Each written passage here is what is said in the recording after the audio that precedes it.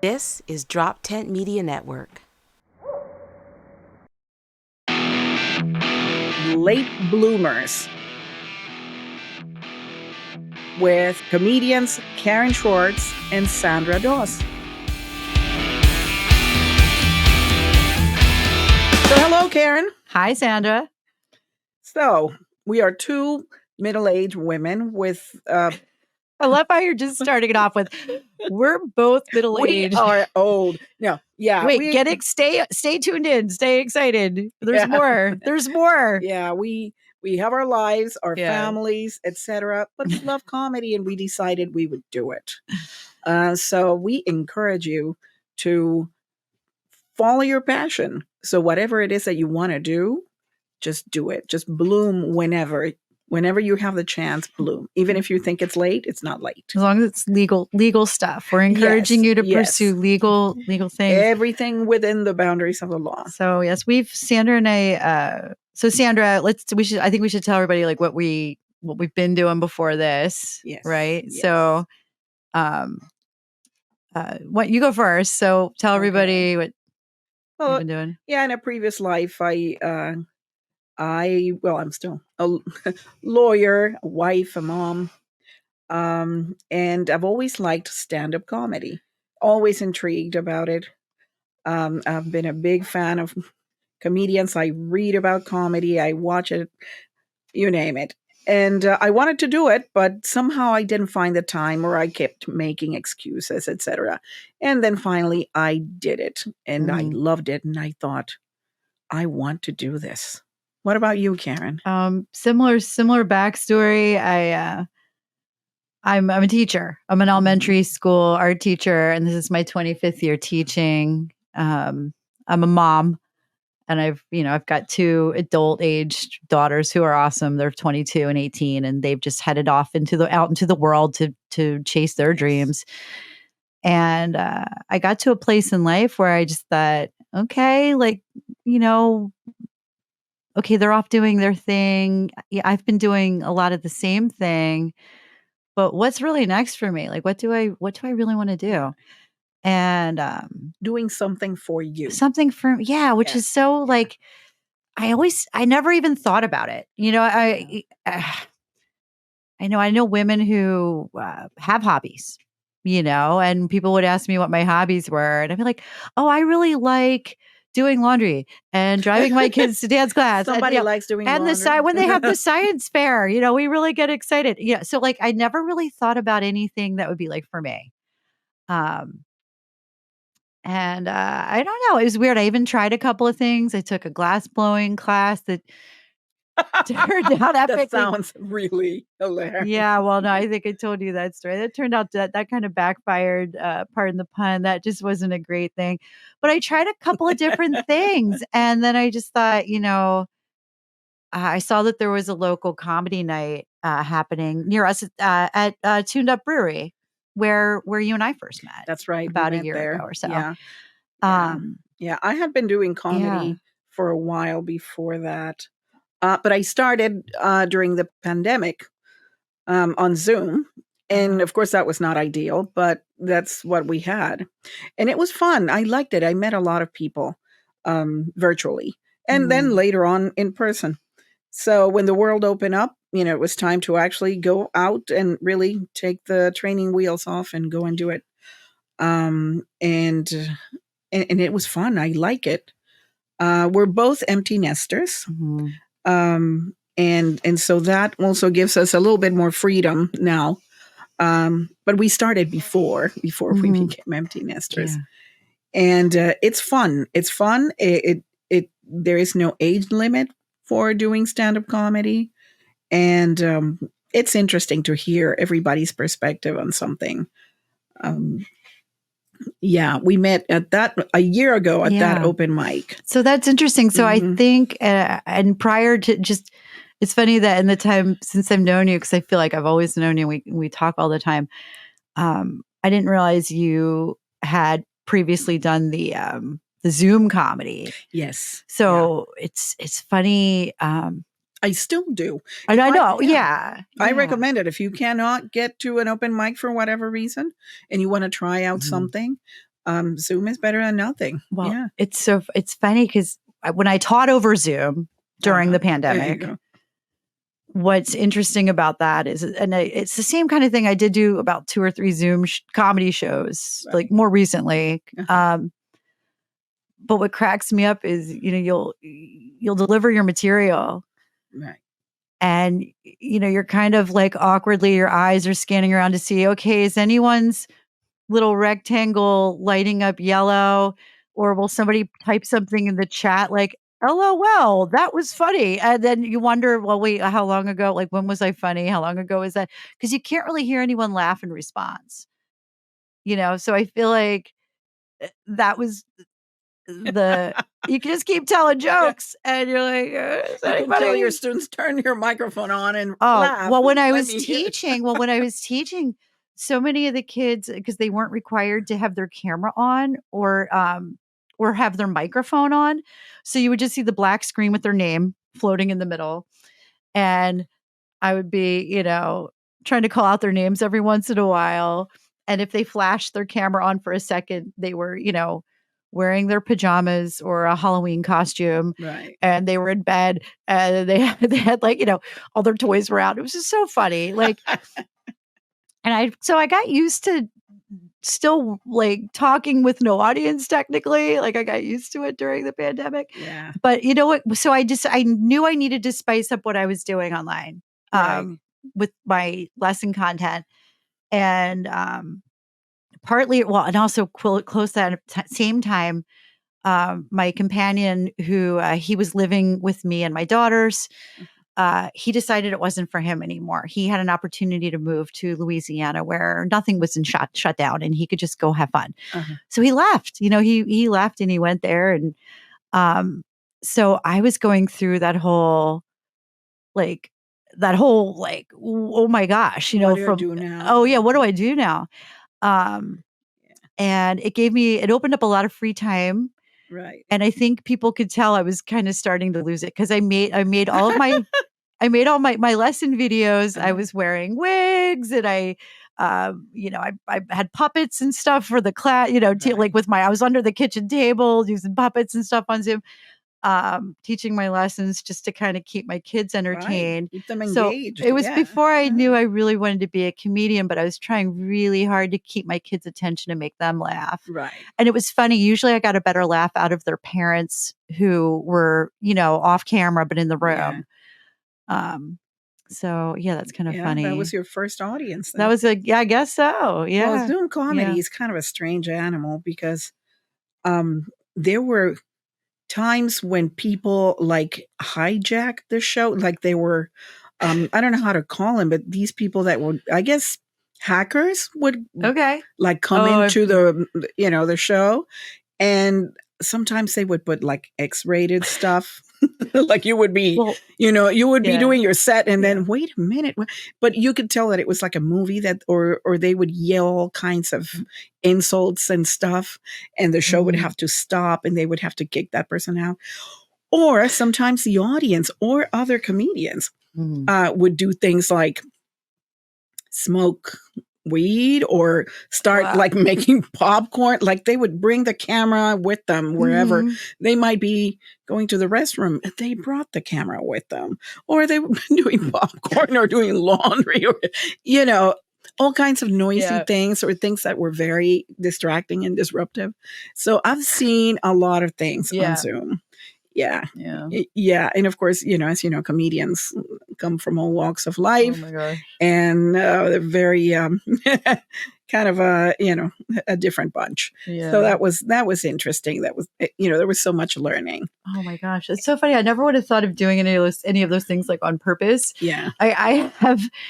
I've had students who have auditory impairments who wear the devices that connect to a little sound system that I would wear around my neck. And whatever I say, any noises I make get projected directly to their ears, even if I'm across the room. So sometimes I'll have a student come over after I'm done giving directions and they'll signal like, hey, turn that off. Like, I already know what's going to, like, I don't need to hear you talking to every individual person in the room because they already know the directions and they're fine. And they'll usually switch the system over to like a buddy of theirs they want to have a conversation with. Well, there were one time, this is the kind of thing that only happens to you once. A student left the room without getting back the system from me. And I still had it around my neck. And I went down the hall to use the ladies' room. And I did what I needed to. And I washed my hands and whatever. I come out and the kid's waiting for me on the other side of the ladies' bathroom door, just like, and I was like, oh my gosh, I just ruined someone's childhood. Like it was I was like, that kid probably heard. I don't want to know what they heard, but the kid, I opened the bathroom door and the kid's standing right there. And I thought, oh, I am so sorry. Like, I am so sorry. Like taking it off. Part of me died that day. Yeah. But so I can't imagine anybody deliberately doing that. Yeah. Oh my gosh. But I'm glad because I learned a lot and I met a lot of like established comedians because Zoom was the great equalizer, Actually, everybody was on the same plane. Mm-hmm. It didn't matter if they were selling out, clubs or whatever, because everything was closed and they needed to work on their material. Mm-hmm. So some of them were teaching workshops. Some of them were on the same bill as newbies like myself at the time. You got to do a mic with where Jim Gaffigan and Jerry Seinfeld showed up. That's right. That was just, that just happened that way. That's amazing. Yeah, it's amazing. Yeah. That's amazing. And so this is kind of a crazy world. Now, I have plenty of shiny objects that I chase. I have a lot of hobbies. And comedy was, an interest of mine. But then later on, it became more than a hobby, and I love it. I love it. It's my reinvention, my next chapter. Yeah. I love it. And years before, there were some signs that this would be something, because every time I had like a comedic moment, I would remember it and share it, and that was just, if people laughed, if people had fun, I was so happy. That made me happier than many other things that were probably, I don't know, money related or whatever. Yeah. It's odd, but true. Yeah. There were times, like, especially when, like, I feel like we would having like a really stressful day at work, that at my school, that if I had something really funny, like a joke I was working on, this is before I even thought of going to a mic, and I was just going after like participants who hadn't volunteered to be there as an audience. If I walked into the faculty room and I saw someone put something in the microwave and like punch in for 2 minutes, I think, oh, I've got 2 minutes. And I'd be like, hey, and I would start this like, and I'm thinking, well, you're stuck here, like and I would like, my goal would be to make that person laugh before. So you gave yourself before the ping, before like, I didn't know, it was before I got used to work with the light. I have 2 minutes. I was like, I have 2 minutes. I have 2 minutes to get this person. Yeah. So it was the weirdest thing, like just finding that first, like going to that first open mic, and I had a notebook with some stuff in it. But it was written out more like stories, and there was a lot of fat to trim, and I didn't have like, it was rough. It was rough, but like there was, but I went and and I think you phrased it really well earlier when you said something about, because it's so true. It's more important just to do it and not let worrying about it being perfect keep you from doing it. It's don't let perfect be the enemy of the good enough. Exactly. Sometimes we have to remind ourselves that we just have to do something. Well, I've heard of like progress over perfection, and all that kind of stuff. Yeah. And it's true, because like you're never going to get there if you don't start. You got to start somewhere. Yeah. So you have to start to get better. Exactly. Yeah. If not, what are you improving on? Exactly. Nothing. Right? Like nothing times nothing is nothing. Well, I remember the very first time I got on stage. I think it went well.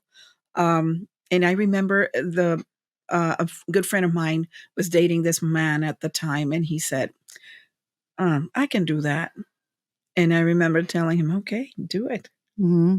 And he was like, And then, as the night went on after my set, and we went somewhere and we had some drinks, and he said, "Wait a minute, you have to write that stuff and you have to come up with something."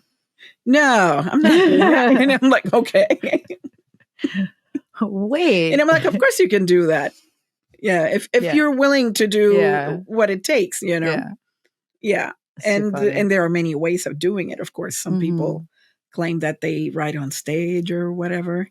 And we've both have definitely been at mics together where the person who, more than one person who goes up, you can tell didn't really prepare anything formally. Yeah.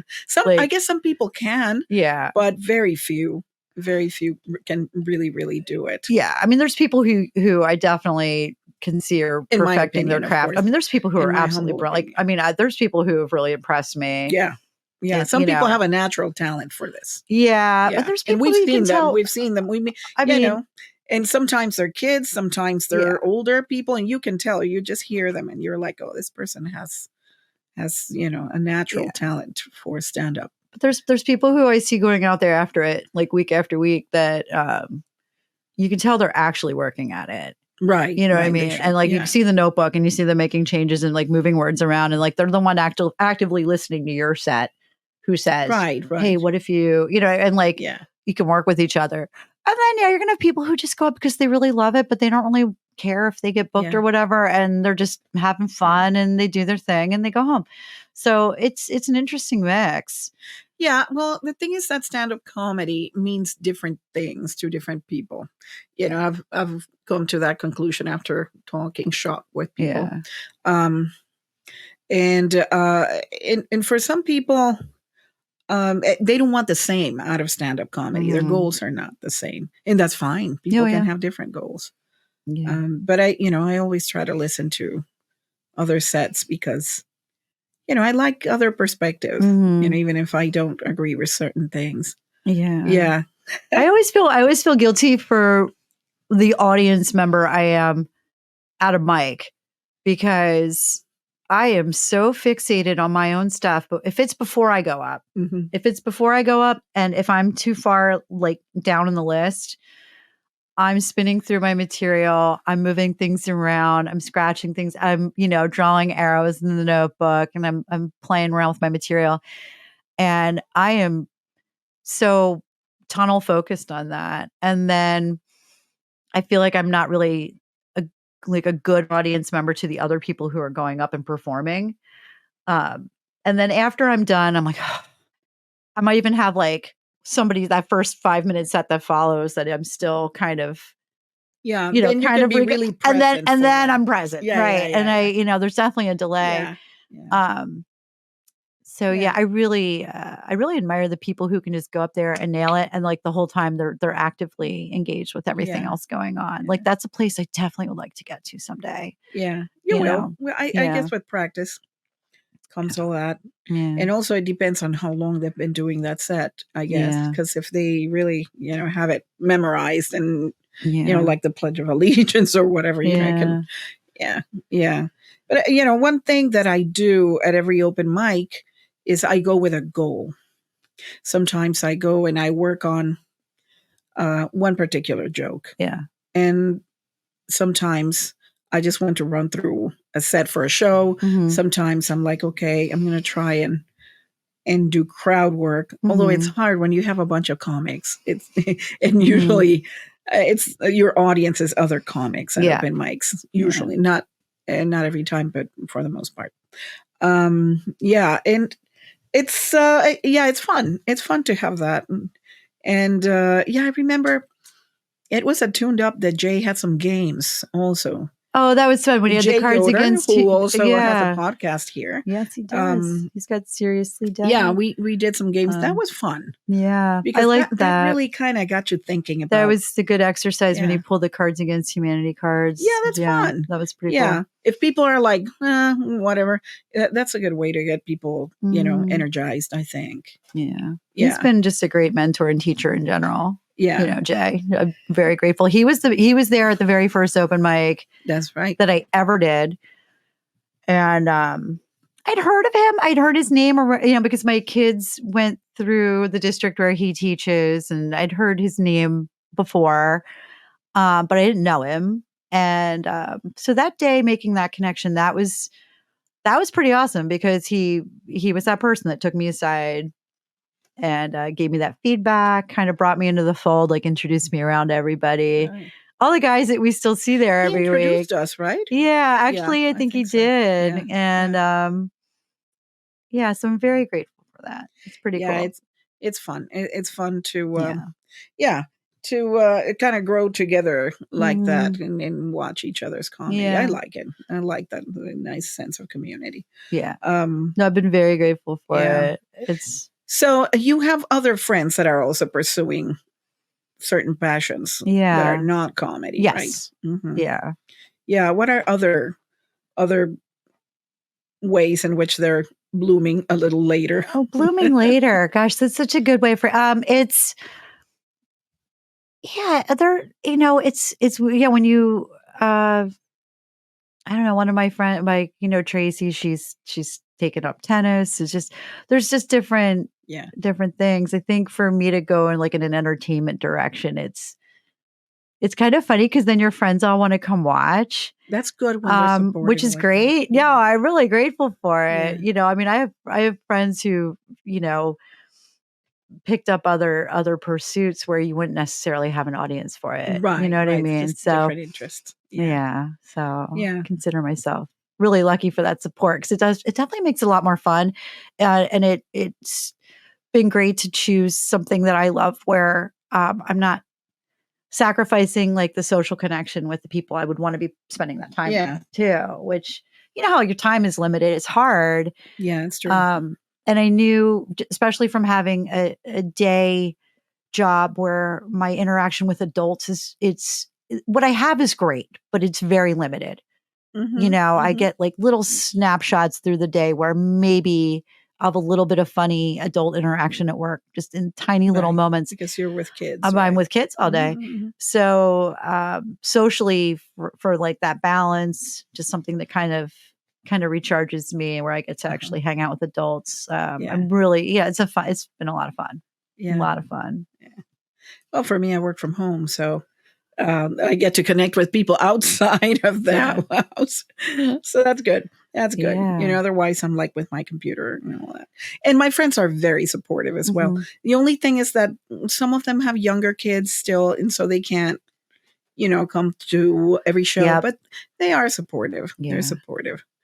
And so is my husband. I'm very fortunate that he's very supportive. My friends sometimes don't understand this thing of, well, you went and did a show the other day. Are you going again?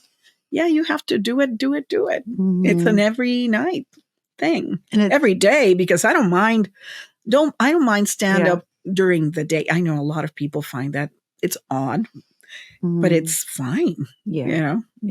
I think it's fine. It's funny because, and it's amazing. That's really cool how your husband supports that.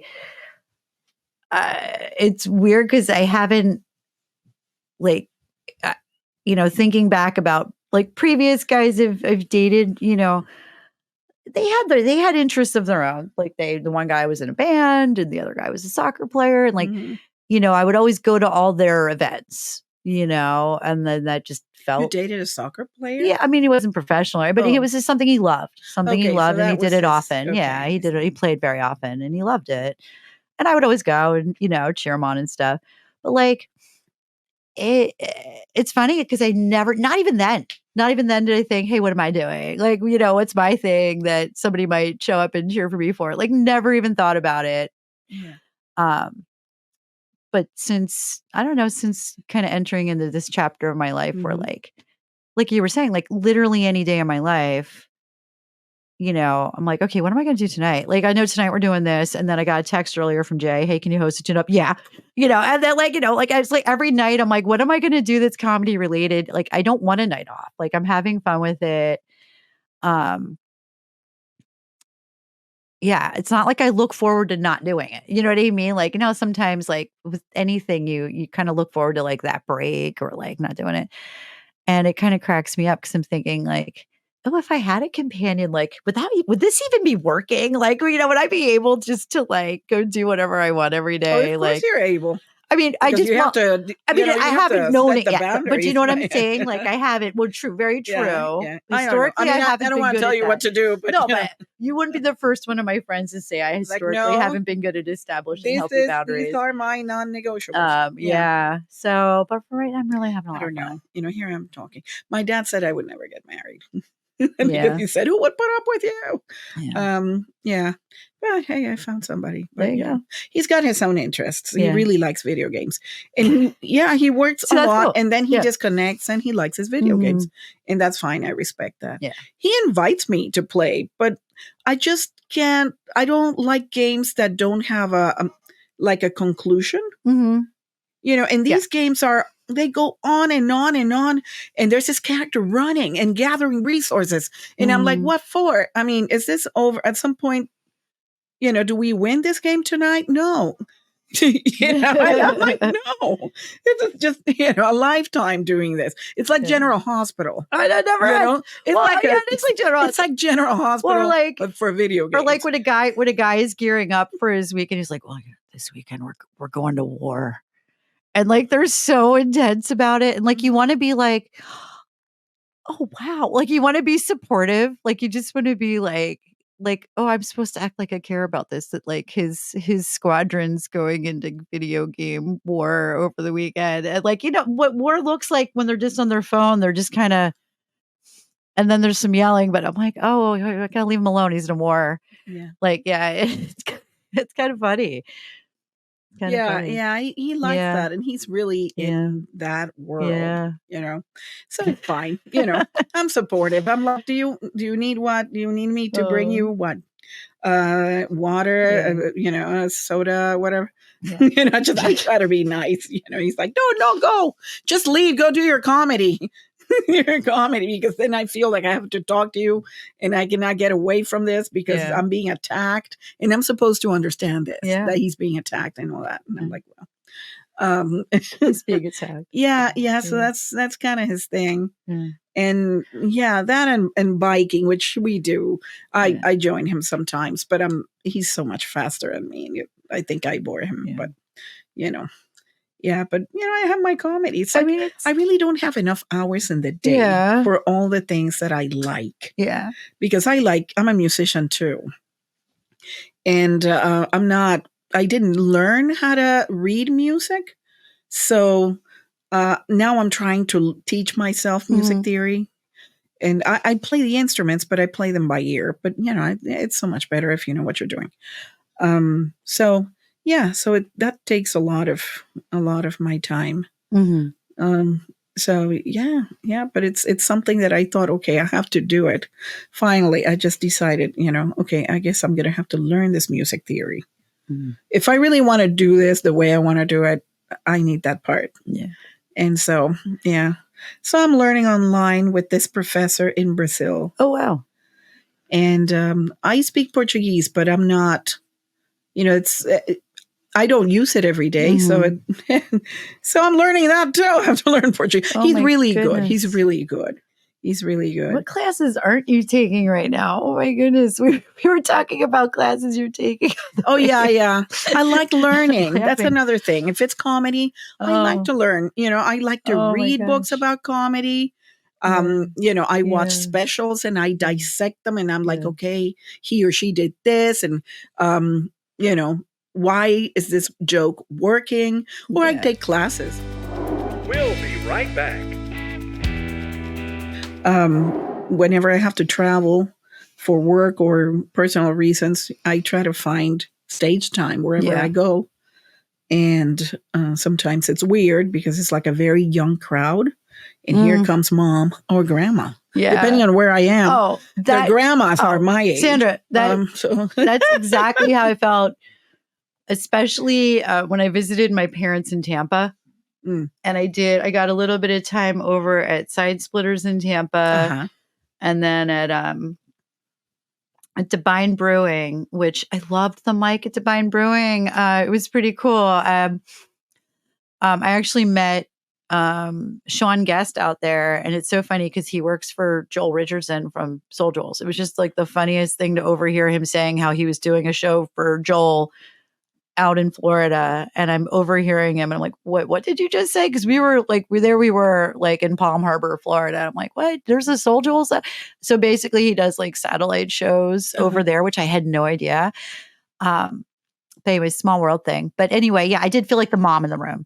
I did. I totally, because look at me. I'm like, I am old enough to be their moms. Like, I mean, the couple of times I brought like Kaden, my 22-year-old daughter, to a couple of mics, and she even took a little stage time. Yeah.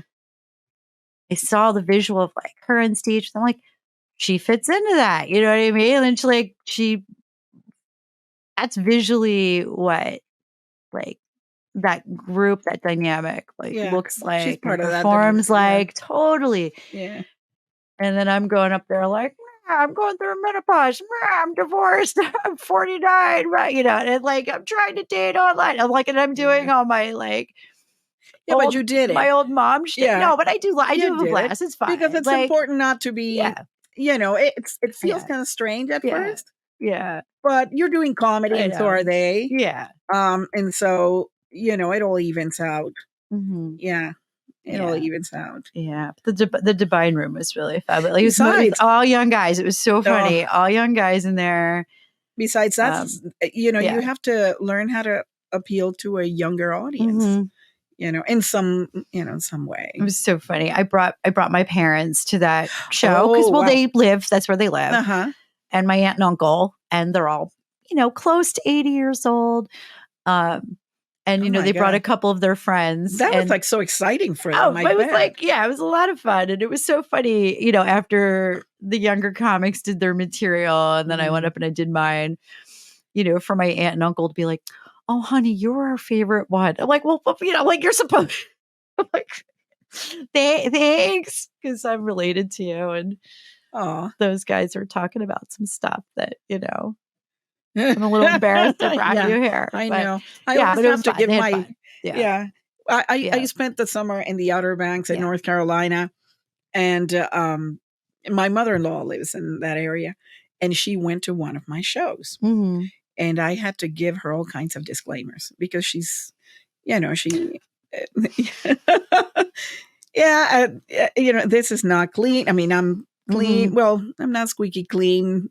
My comedy style is not squeaky clean, but I had to really clean it up because she was going to be in the audience. So that's my set. But I told her the other people are not going to be clean. So be ready for that. Are you okay with that? She was like, okay. And, you know, she was a good sport because I prepared her for it. Yeah. Actually, my son saw me for the first time that same night. And I told him the same. And of course, he loved everything. Yeah. Yeah. I sent because my kids have both are living away from home now. And we've been, you know, we text and video chat and all that stuff now a lot, which is great. They wanted to see my set from a show I was in the other night. And I taped it, you know, I recorded it. Right. And I sent it to them. And I thought, like it's just stuff. I mean, they've heard this stuff before. Maybe they didn't hear me say this stuff before. Yeah. But it was really funny. I got a text back. Mom, you ate. I'm like, is that bad? Like, I ate it. Like, is that bad? Like, and then my other daughter was like on the group chat, no, that means you did a good job. And I'm like, okay, well, thanks. So like, apparently if someone tells you that you ate. As in the past of. Yeah, apparently that means you did a good job. Yeah, no, like eating the past. I mean, they told me it means that. I should probably have looked it up. So it's not the number 8. No, not a number. You ate, not you eat, but like you ate. Okay. Like you. All right. But like, you know how like, though, I got confused. For a comedian, I got confused. That may mean a bad thing. Because I've gotten confused because I've heard of people saying, oh man, I ate it up there. You know, and I've heard people beat themselves up. Right. But then when my daughter said, oh, you ate, I'm like, no, it's good. So I'm like, all right. Awesome. So, now, you know, that's interesting because that reminds me, my kid is 18 and I don't really have, I have only one, I have one son. And there's like a big gap between him and me. And so there's a lot of lingo, you know, that just goes over my head because I just don't know. I need like a glossary of terms of, you know, that people use nowadays. Oh yeah. See, this is the first time I that's a new one. That wasn't one even for me. I'm going to ask him if he knows that one. If he doesn't, I'll ask him, have you been under a rock? Right? What's your problem? I mean, I know what my problem is. Yeah. No, he likes video games too. So maybe he's just, He may know. He just doesn't tell me. Mhm. I'm going to have to, yeah. I have some young friends that every now and then I send them a list of words that I hear out Mhm. there. Yeah. Can you tell me what this means and Mhm. what context I can use them in? Right. Or would it be too ridiculous for me to use these words, And so usually that helps. Yeah. That helps. Like, I didn't know there's no cap. Right. Until Jay. Yeah. Jay Yoder taught us no cap. You guys are in school, so you're picking up a lot of stuff.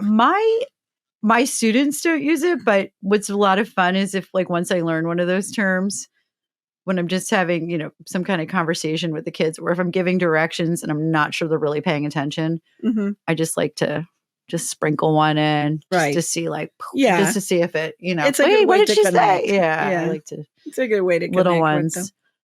Little ones. Yeah. Yeah. Because, I've heard I ate it, or I ate. I think if you eat it, it's not good. I think if you eat it, it's bad. It's bad. But if you ate, it's good. Then you are. See, that's what I don't think I'm ever going to hard. use because I'm too worried about messing that one up. That one I'm really not feeling a comfort with working it in for myself. I'm going to use it, and I'll tell you how it goes. Because I'm like that. I like to jump without a parachute, and like that. Yeah. I remember the last time I used the word rad. It was so much time after it was a thing, and it was terrible. I'm like, people don't say that anymore, right? Yeah. I remember the whole rad. Rad, thing. yeah. Rad was rad, yeah. Did you use rad? Because I think in the West Coast it was more of a totes. Yeah, totes. I used rad. Yeah. And gnarly. Uh-huh. Or that one, say less. Say less. Yeah, that one. I don't know how to use that one. That one would be like, yeah. Say less.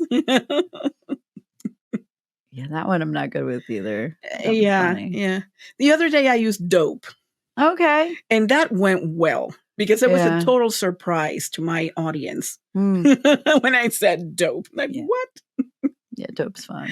Yeah. Did someone, did some spirit possess you? What happened? Yeah. Well, like apparently like the highest compliment you can give someone is if you tell them they're a real one. Okay. Yeah, I like that one. I think that one's cool. I like that one. See, that's why I like you, Karen. I learn stuff. See, there you go. I'm learning stuff here too. Yeah, it's good stuff. We're learning stuff here. You learn, and we're here to educate. And people in the audience, you're learning stuff too. Because admit it, you didn't know this. Well, maybe you did. I feel if you have younger people in your life, you probably do. Man, of course. Yeah. A lot of my friends in Panama, where I grew up, are grandmothers. Have grown children that are married, etc.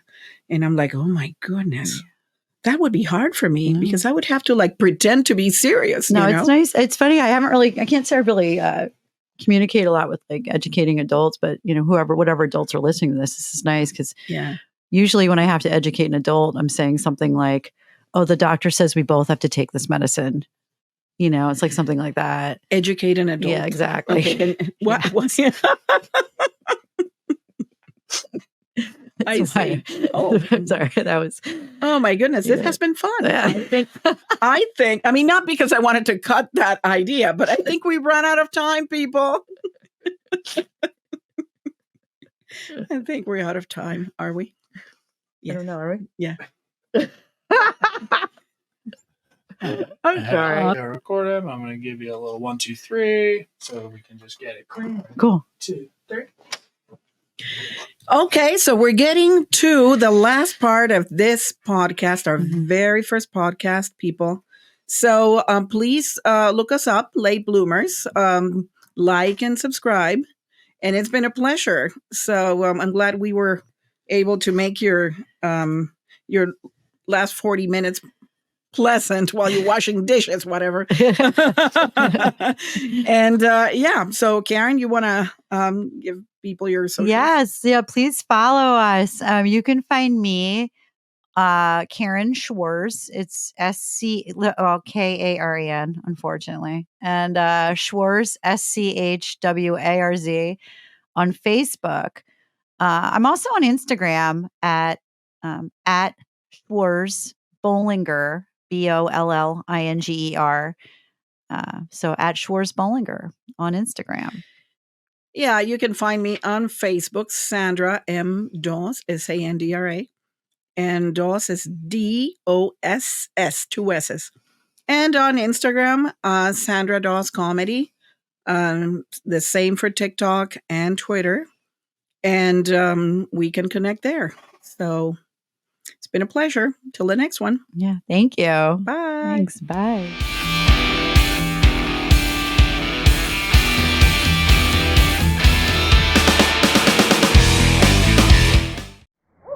This has been a Drop Tent Media production.